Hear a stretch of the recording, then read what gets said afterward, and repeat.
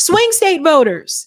Yes, ladies and gentlemen, you have the opportunity now to hear from swing state voters in Wisconsin and from Pennsylvania. Now, I've told you before, this election comes down to the swing states. Just a reality. We all know California is not going to be red, at least not in this election, right?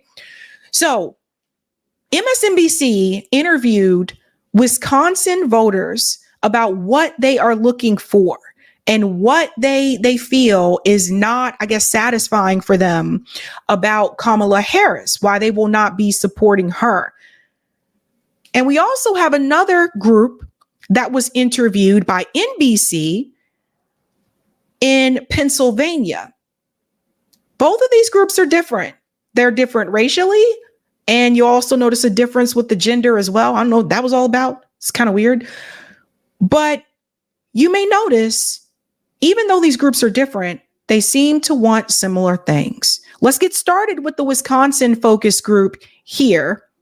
And what are they worried about? First thing you're going to notice is it's all women. And I don't know why they don't have any men. When I saw this video, I was like, why are there no guys? They didn't interview any men. So I don't know, but here we go. Wisconsin Trump voters on Vice President Harris. Everyone needs to hear this. This is a swing state. How do you perceive Vice President Harris compared to President Biden in terms of competency and experience? I think she's worse. She doesn't even know what's going on at the border. Right. And that's what she was supposed to be doing and in charge of. I mean, as a school teacher, if I did not do what I was supposed to be doing, you better believe my job would be in jeopardy. Well, we're going to pause here about the border. So again, while I do not support President Trump, she's correct there. She's right. Kamala Harris was assigned to the border, and a lot of people have been complaining about it, and not just on the right, by the way. Democrats, I had Black Democrats on this show complaining about what was happening at the border. So this is complaints I'm hearing from both sides, and that was assigned to Kamala Harris. That is something that Kamala Harris is going to have to answer for, particularly during the debates, but ultimately with this election. It isn't. It not only was her job not in jeopardy, she was just handed a promotion. Is there anyone that Kamala Harris could appoint as her vice president that you would find reassuring, would make you consider voting for her? No. Never consider voting for her. No.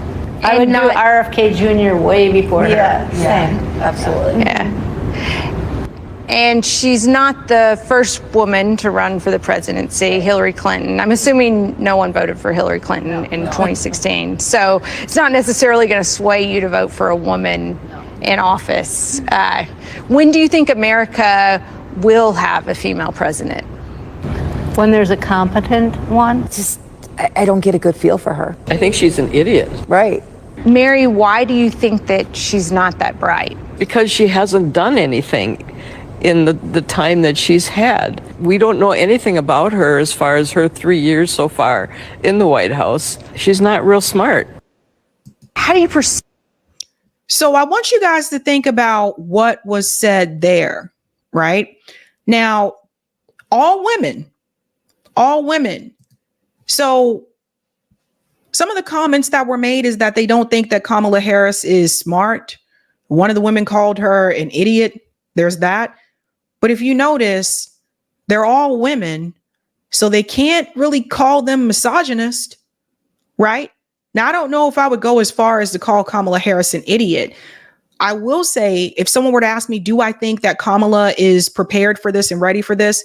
No. Simply because she was giving one task, and that was the border. And she has not completed, fulfilled, or improved what she was supposed to do with the border. So I would say, no, I don't think she's ready. When we get to the Biden sabotage story, you'll understand also why I'm saying what I'm saying, because there's a lot more that's been revealed now behind the scenes by Seymour Hersh. So we can get into all that as well. So I think that's a big part of it. And I guess I kind of understand why they had all women, because if they would have had men and maybe a man said that, then people would say, oh, they're just being misogynistic. But these are all women.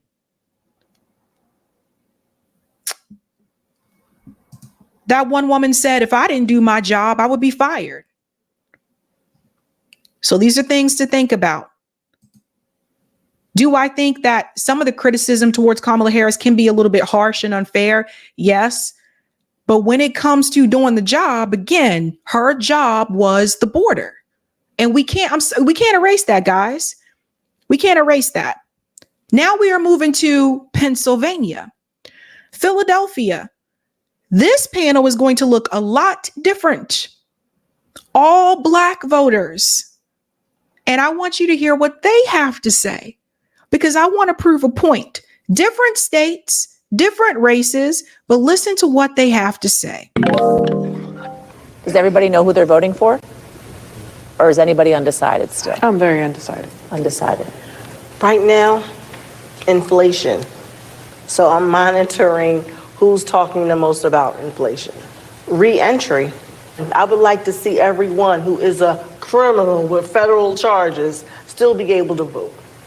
If we can have a criminal for president, we need to allow some voting rights back that were taken illegally. Pause. Did everyone notice the first thing that she said before we get to the criminality part? The first thing that came out of that woman's mouth was inflation. I am paying attention to who is talking about inflation. She said she is undecided. Now, why is this important? It's important because I have been calling this out all year. The Biden administration, which is now, I guess, essentially Kamala Harris administration, has not been honest with the American people about the economy. And you can lie to people as much as you want to, but people see it when they go to the stores. They see the price increase. They see their wallet. They know what's really happening. And they have been avoiding this issue. They've been trying to skirt around the economy by claiming that we created all these jobs. Great. That's nice.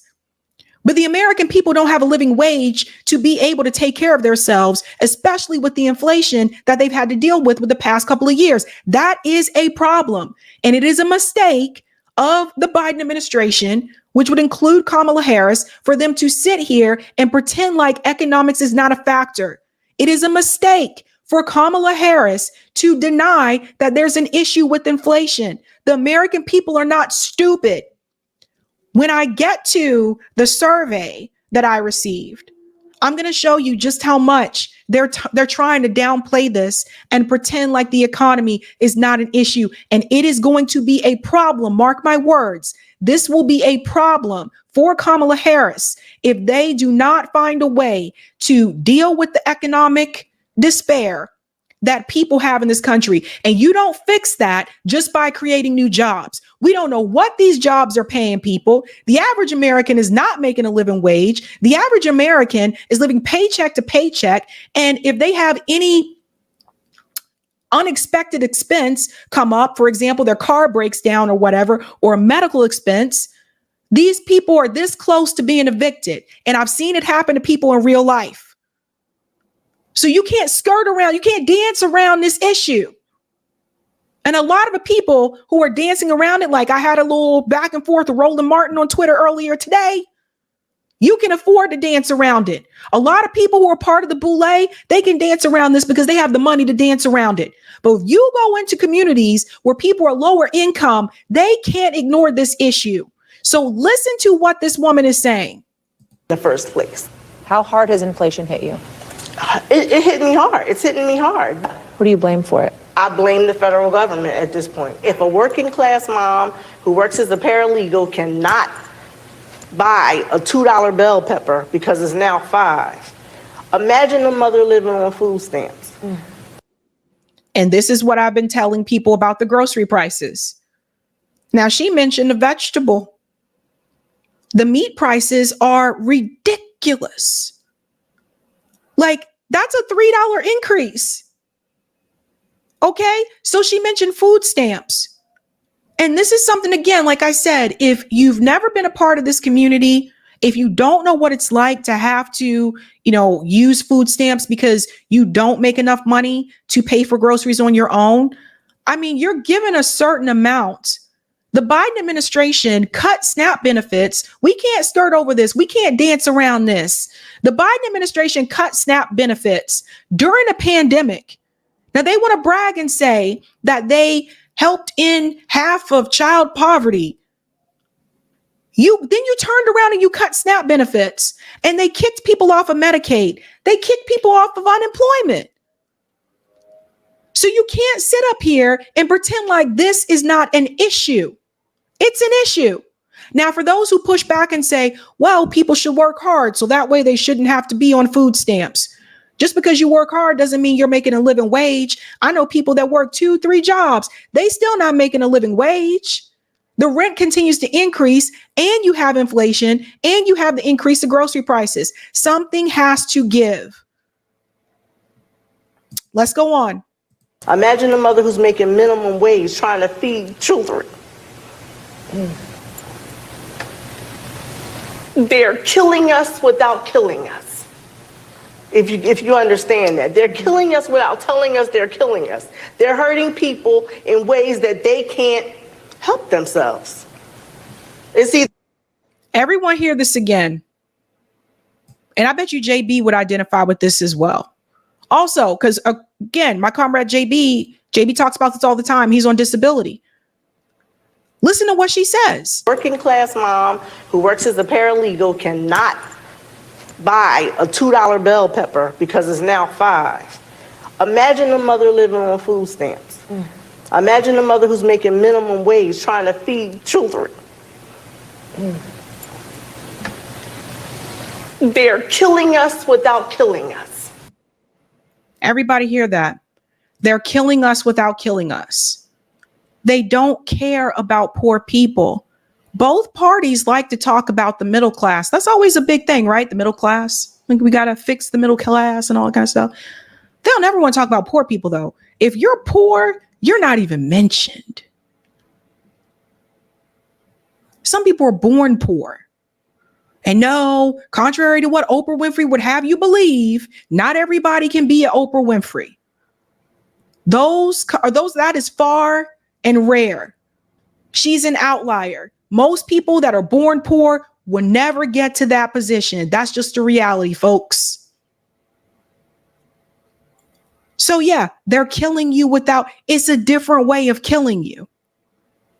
Because if you have to pay more for groceries, that means if you have a medical issue, you may have to just skip going to the doctor because you can't afford it. You may have health insurance, but maybe it's inadequate. So you can't afford another bill. This is a common thing for people who have lived in, lower income communities. My family grew up poor in Baltimore in the projects. My dad had 7 brothers and sisters. My mom had 5 brothers and sisters. They both grew up poor. And what people may not understand, if you've never had to go through that, it is not uncommon for people who are poor to skip going to the doctor because they can't afford the medicine, or they can't afford the doctor bill, or the insurance that they have isn't enough to even cover just the visit alone, let alone if the doctor wants to run a couple of tests. This is a reality. Let's continue. If you understand that. They're killing us without telling us they're killing us. They're hurting people in ways that they can't help themselves. It's either feed my child or how about feed my children, and I don't. And that's a reality, folks. That's a reality.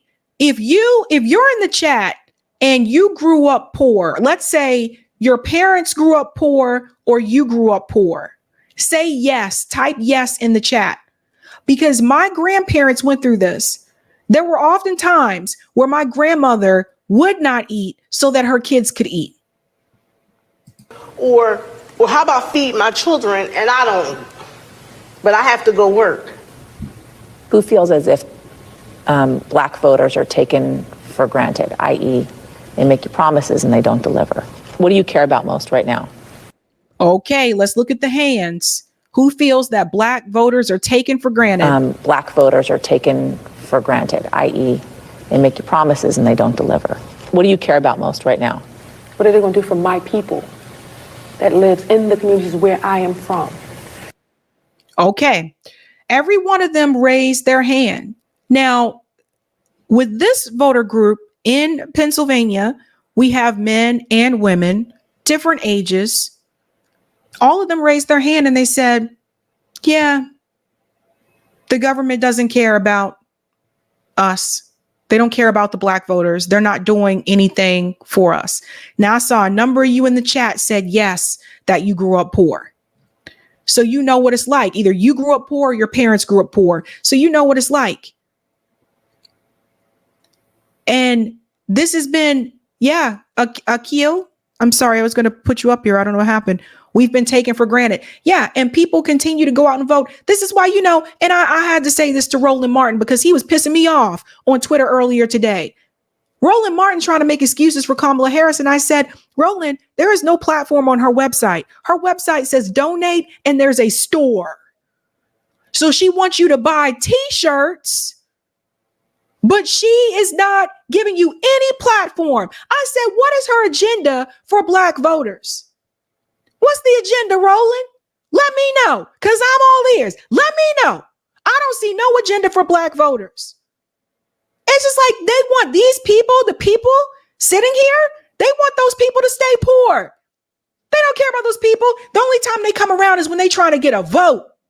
The only time you see them coming through the neighborhood is when they want your damn vote. Other than that, they don't give a damn about you losing your SNAP benefits. They don't give a damn about what that woman just said. Either I eat or my children eat. They don't give a damn about you, boo. And I've said this for the longest time. They really trying to push poor people out. They'd rather you die than help you. But they have $3.8 billion to give to Israel. Everyone in Israel has health care, but they don't want you to have health care. What? And the American people stand for this? And you guys continue to vote for them? No way. Would you see this happen in France? Do you think people in France would continue to vote for, someone like Macron or whoever if they weren't giving them health care? You think they would put up with that? Nope. They would be out in the streets. The gun violence is second in my mind. But it's what can they do for us? How can they help? How can they go into a home and help that family to save their children? We need the funding. We want the help. But in my opinion, it starts at home. It starts at home. Jalil, what about you? What is most important to you right now? Economics, education, reentry, reform. Reentry to the criminal justice system. Exactly. We need to save ourselves. That's right. If we're looking for somebody to save us, it's not going to happen. I love that guy. That guy said it. He said my saying. He said it. He hit the nail on the. What did he say? We need to save ourselves. I told you. They not coming to save you. Kamala Harris, the Democratic Party at one point in time did care about the working class. Not since I've been alive, though. But at one point in time, they did care about the working class. Then along the way, they became the party of Wall Street, Harvard grads, Goldman Sachs, and all that jazz. And they said, fuck those poor people. Forget the working class people. Forget them. They don't care about, they won't even raise the minimum wage. Are you kidding me?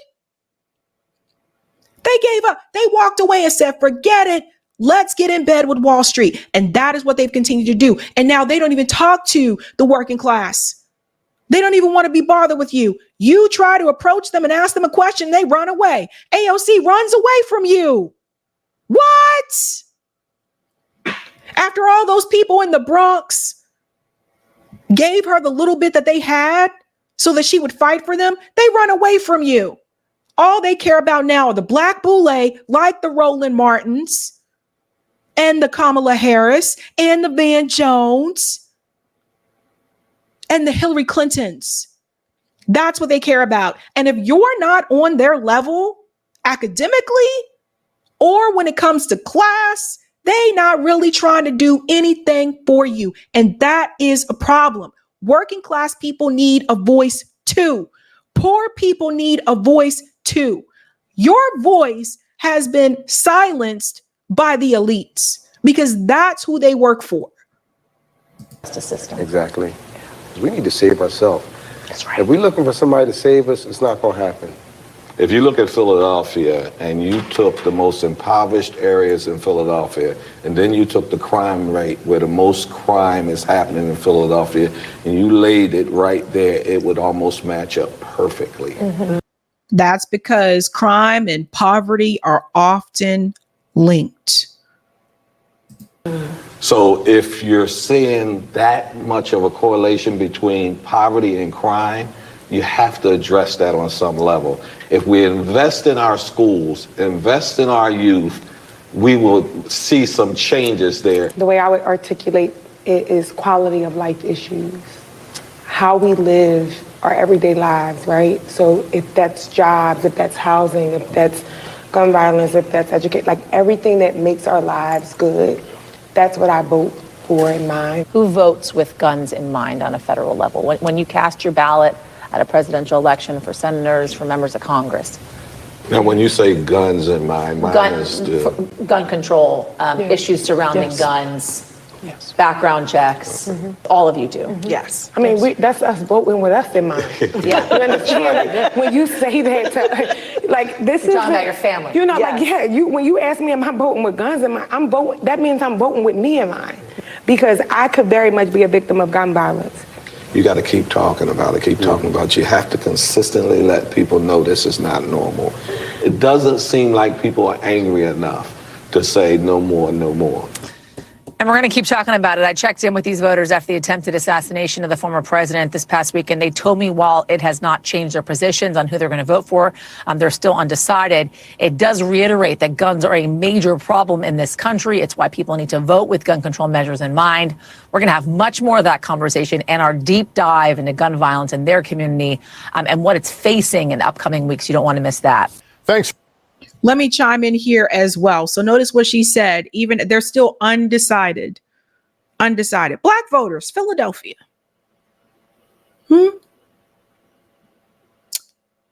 want to support, the black voters, Philadelphia. And then you heard white voters in Wisconsin. Now, I do just want to say something for those who may be new or those who may not be aware of this. Just because you hear black voters say they're concerned about, gun violence, that doesn't mean they're anti-gun. That doesn't mean that we don't want people to be able to own guns at all. Doesn't mean we're against the Second Amendment. Because for me, for example, I am not against the Second Amendment. I believe that you have the right to protect yourself. And I'll be damned if the police can walk around with guns, but you can't have a gun. Oh, hell no. Hell no. I thought it was a huge mistake for Beto to campaign on that and say, we're going to take your guns away. Nah, bruh. And the police still got guns? No. Now, I showed you swing state polls on Thursday. The polls have already changed again, and I think you need to see this. This was released yesterday. Decision Desk HQ at the Hill head-to-head battleground polling averages. They have already changed. In Virginia, you have Kamala Harris at 44.9%, Donald Trump at 42.3%. Virginia will probably most likely go to the Democrat Party. I don't even really consider that a battleground state anymore, but whatever, they put it here. Wisconsin, we just heard from voters in Wisconsin, right? Donald Trump at 49.1%, Kamala Harris at 48.5%. So Wisconsin is close. Michigan, Donald Trump at 49.1%, Harris at 47.1%. So Donald Trump is beating in Michigan, slightly ahead in Wisconsin. Pennsylvania, we just saw voters from Pennsylvania. Donald Trump at 48.5%, Kamala Harris at 45.9%.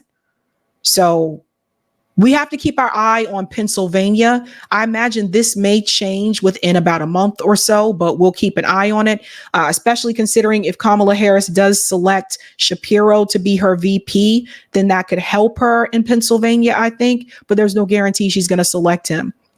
Shapiro is also pretty pro-censorship he's the one that wants to censor or punish colleges that want to defund Israel. So just keep that in mind. Why is she even looking at him? See what I mean?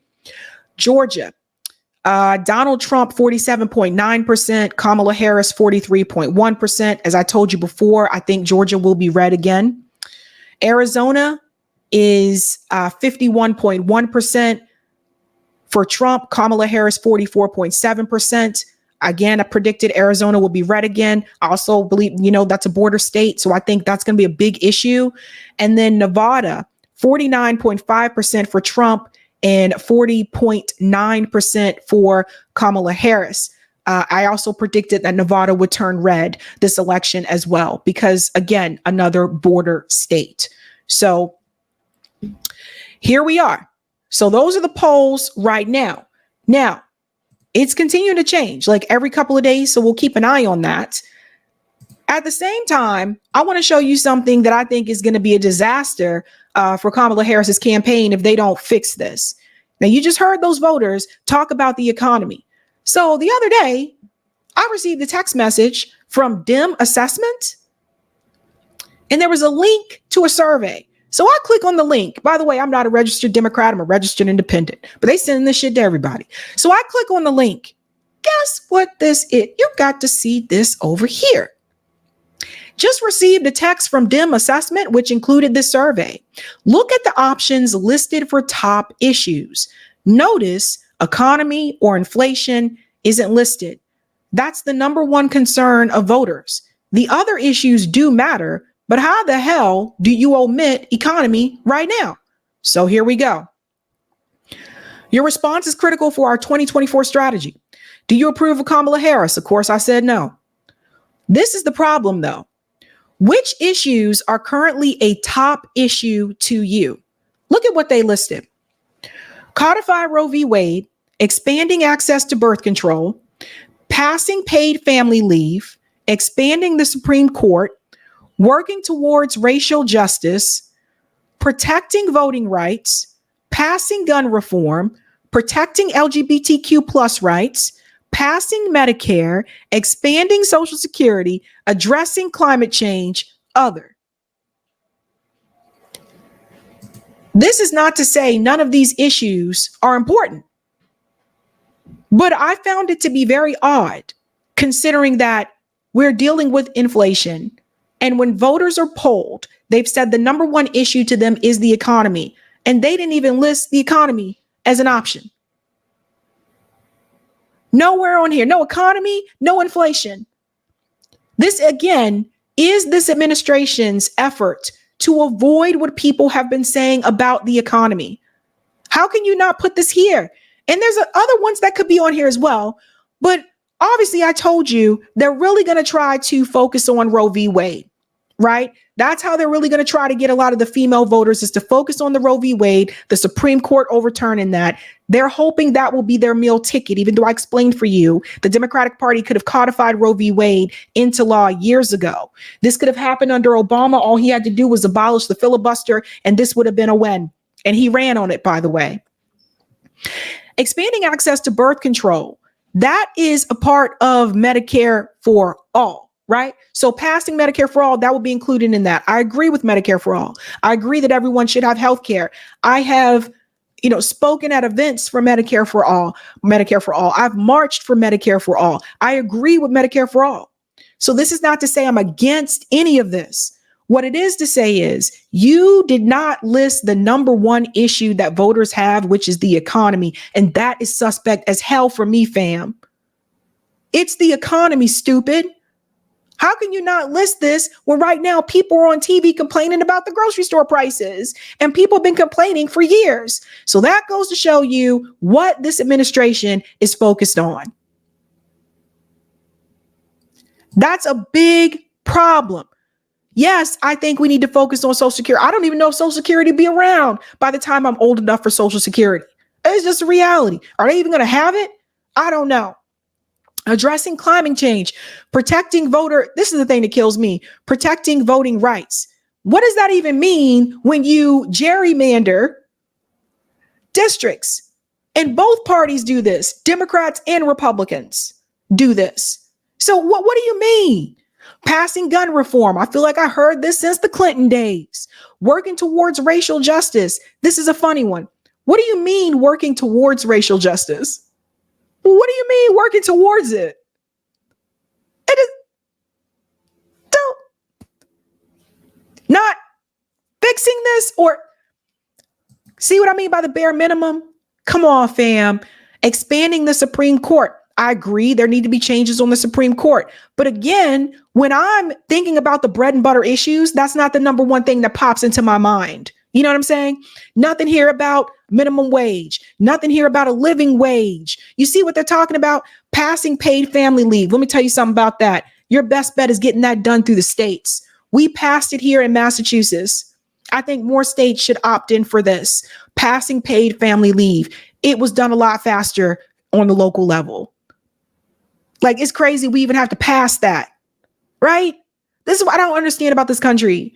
Other countries, just everybody just gets paid family leave. What do you mean passing that? But it is what it is. But how can you not focus on the economy?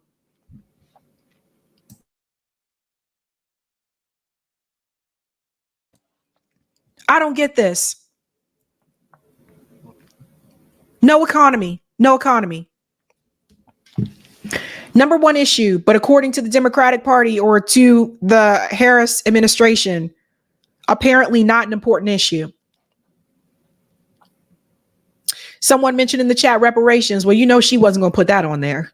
But yeah, that right there let you know. Remember what she said? She's not trying to do anything specifically for Black community.